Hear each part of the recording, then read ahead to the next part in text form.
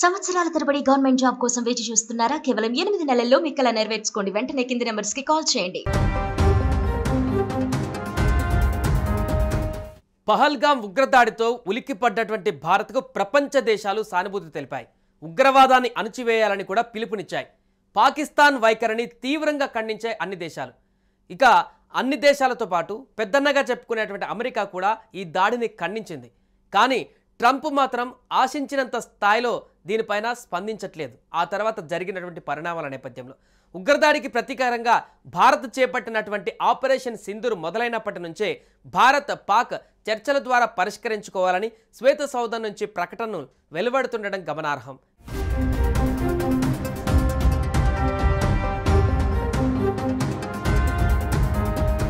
అంతేకాదు భారత్ పాకిస్తాన్ మధ్య మధ్యవర్తిత్వం చేసి యుద్ధం ఆపేశారని, యుద్ధం ఆగిపోవడానికి తానే కారణమని చెప్పుకొచ్చారు ట్రంప్.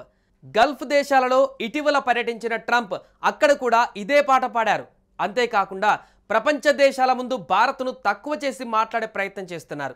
తనకు భారత్ పాకిస్తాన్ రెండు మిత్ర దేశాలని, ఇరు దేశాలతో సత్సంబంధాలు ఉన్నాయని చెప్పుకొచ్చారు. దీంతో పాకిస్తాన్ లాంటి ఉగ్రదేశంతో భారత్ను పోల్చడమేంటని యావత్ భారతావని నుంచి విమర్శలు వెల్లువెత్తాయి. అంతేకాకుండా ట్రంప్ వైఖరి పైన దేశవ్యాప్తంగా కూడా విమర్శలు చేస్తున్నారు. చాలామంది నెటిజన్స్ ట్రంప్ నిర్ణయాలను వ్యతిరేకించడమే కాకుండా ట్రంప్ను తిట్టిపోస్తున్నారు. సోషల్ మీడియాలో ఎక్కడ చూసినా కూడా ట్రంప్ చేసేటువంటి ఈ కార్యక్రమాలతో పూర్తిగా ఆయనను వ్యతిరేకిస్తున్నారు. మరొక వైపు పాకిస్తాన్ యుద్ధంలో టర్కీ సపోర్ట్ చేసినటువంటి విషయం తెలిసిందే. టర్కీ నుంచి భారీగా డ్రోన్లు, ఇతర ఆయుధాలను పాకిస్తాన్ సరఫరా చేసుకుంది. ఇప్పుడు ట్రంప్ ఆ దేశానికే సాయం చేస్తున్నారు.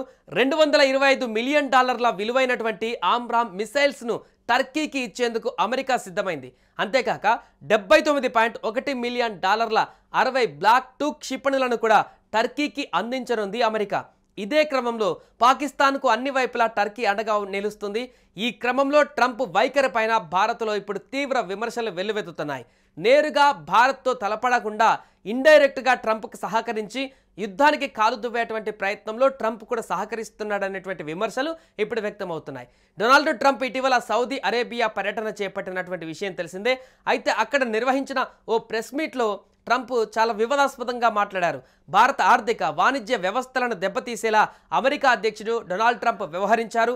భారత్లో యాపిల్ సంస్థ పెట్టుబడులు పెట్టడం, యాపిల్ ఫోన్లను తయారు చేయడం తనకు ఇష్టం లేదంటూ కూడా ట్రంప్ ఈ సందర్భంగా అప్పుడు వ్యాఖ్యానించారు. ఈ వ్యాఖ్యలు తీవ్ర వివాదాస్పదంగా మారాయి. ఇది మరవక ముందే భారత్ నుంచి అమెరికాకు వెళ్లిన 15 మామిడి పండ్ల షిప్మెంట్ను అక్కడి అధికారులు సరైన పత్రాలు లేవనేటువంటి కారణంగా అడ్డుకున్నారు. వీటి విలువ $5 లక్షల అమెరికా డాలర్లు ఉంటుందని సమాచారం. ఇది భారతీయ కరెన్సీలో 4 కోట్లుగా ఉంది. దీంతో వీటిని తిరిగి భారత్కు తీసుకువెళ్లడం లేదా అక్కడే ధ్వంసం చేయాల్సిన పరిస్థితి రైతులకు ఎదురైంది. ఇలా భారత్గా ట్రంప్ షాక్ల మీద షాక్లు ఇస్తున్నారు.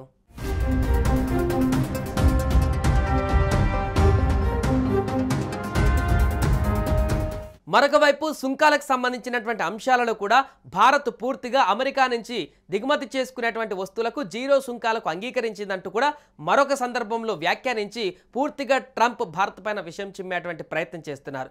ఇక ప్రస్తుతం అమెరికా, చైనా దేశాలు ప్రపంచంలో అగ్రగామిగా ఉన్నాయి. రష్యా, భారత్, జపాన్ లాంటి దేశాలు తర్వాతి స్థానాల కోసం పోటీ పడుతున్నాయి. చైనాను ఎలాగో అధిగమించలేమని చేతులెత్తేసిన ట్రంప్ ఇక భారత్పై పగబట్టినట్టుగా తెలుస్తుంది. భారత్ను సూపర్ పవర్ కాకుండా అడ్డుకుంటే తమ దేశ పరువు నిలుస్తుందని ట్రంప్ భావిస్తున్నట్లుగా నిపుణులు అభిప్రాయపడుతున్నారు. అందుకే తాజాగా ట్రంప్ వరుసగా చేస్తున్నటువంటి ప్రకటనలు, ఆయన తీసుకుంటున్నటువంటి నిర్ణయాలు పూర్తిగా భారత్కు విరుద్ధంగా ఉంటున్నాయంటూ కూడా చెప్తున్నారు. అలాగే భారత్ ప్రస్తుతం తన ఆయుధ సంపత్తిని పెంచుకుంటుంది. ప్రపంచ దేశాల సాయం లేకుండానే స్వతంత్రంగానే ఎదుగుతోంది. అమెరికా సాయం కూడా తీసుకోవడం లేదు. దీంతో ట్రంప్ భారత్పై కక్ష కట్టినట్టుగా తెలుస్తుంది. అమెరికా లాంటి దేశం నుంచి సాయం పొందితే ఆ దేశం చెప్పినట్లే తోక ఆడించవలసిన పరిస్థితిలో భారత్ లేదు. ఈ కారణంగానే భారత్ పైన ట్రంప్ పగబట్టినట్టుగా సమాచారం అందుతుంది. ఒకవైపు మోడీ నా మిత్రుడు అంటూనే మరొక వైపు అమెరికా దేశ అంతర్గత విషయాలకు సంబంధించినటువంటి అంశాలలో ట్రంప్ వినూత్నమైనటువంటి నిర్ణయాలు, వింత పోకడలతో ఆ సొంత దేశంలోనే చాలామంది వ్యతిరేకతను వచ్చినటువంటి 3 నెలల్లోనే వ్యతిరేకతను మూటగట్టుకొని ట్రంప్ తీవ్ర వ్యతిరేకతను ఇప్పుడు ప్రస్తుతం ఎదుర్కొంటున్నారు. ఈ నేపథ్యంలో ప్రపంచవ్యాప్తంగా కూడా ఆయన తీసుకుంటున్నటువంటి నిర్ణయాలతో పూర్తిగా అబాస్ పాలవుతున్నారు. దీంట్లో భారత్ పైన ఆయన చేస్తున్నటువంటి ఈ ప్రేలాపనలు ఇప్పుడు ట్రంప్కు ఉన్నటువంటి విలువను కూడా మరింత దిగజారుస్తున్నాయి.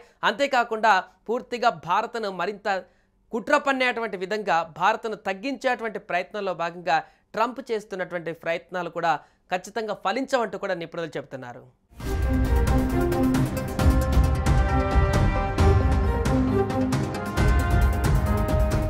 సుమన్ టీవీలో మీ పర్సనల్ అండ్ బిజినెస్ ప్రమోషన్స్ కోసం కింది నెంబర్కి కాంటాక్ట్ చేయండి.